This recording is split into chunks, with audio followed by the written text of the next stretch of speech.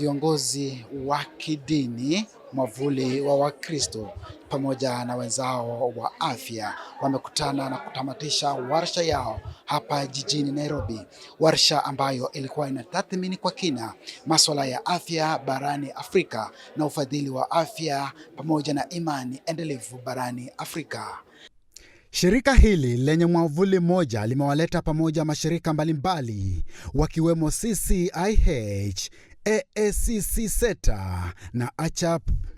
We represent a broad Christian fellowship united by faith in Christ and a shared mission to serve communities across Africa. Together with our global partners, we affirm that caring for the sick, protecting people's health, and advocating for justice are not peripheral acts of discretionary charity. They are mandates of discipleship and foundational expressions of Christian fidelity. Askofu Mkuu Thomas Luke kutoka taifa la Malawi amesema kuwa kongamano hilo lililenga kutathmini mchango wa kiimani katika sekta ya afya barani Afrika, huku likitafakari mbinu mbadala za kutatua tatizo la ufadhili wa afya, hasa baada ya Marekani kuondoa msaada wake wa mataifa maskini. We said we should not stop asking for support internationally. As they are stopping from helping us, they should not just cut this aid abruptly like this. No, we are saying yes, self-reliance is very important, but it should be a gradual, not just cut like that without a plan. So we are still saying we will talk to the international donors to continue supporting us. At the same time, the local people, our parishioners, our Christians should take over to support our programs so that our people, especially in the rural areas, should be able to get support for their health.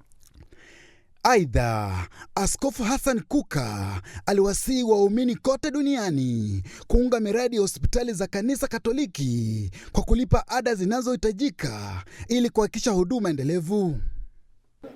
Sorry, is it here in Kenya too? Oh, I thought it was only in Nigeria, where Catholics believe that whatever belongs to the church belongs to them. And I think this is part of our missionary history. So it's also a measure of how far we are growing and maturing. We came from a background in which missionaries were doctors, they were educators, they gave us most of the things we have. But I think our people have gotten used to this psychology of dependency. The reason why we are Catholic is that we are for everybody. But it is impossible to say that you are going to run a hospital or run a school. You run a hospital for those who are sick, not for Catholics. You run a hospital or a school for those who want education. And in many, I think what I can speak about in Nigeria, even my poor diocese like Sokoto, this is true of every Catholic school from Albania to Zimbabwe, where there is always concern for the vulnerable. We had in our hospital, for example, a little bit of money set aside for people who are unable to help themselves. But that Catholics who can help or should be helping other people will develop a sense of entitlement is morally unacceptable. So it's not that because the church has built a school or therefore everybody will go on a discounted. It's not the right attitude. Viongozi wa dini na washirika wa afya barani Afrika wameahidi kuendelea kushirikiana ili kuimarisha huduma za afya, huku wakiwatahadharisha wananchi kuhusu umuhimu wa kushirikiana na kusaidia miradi ya hospitali za kanisa.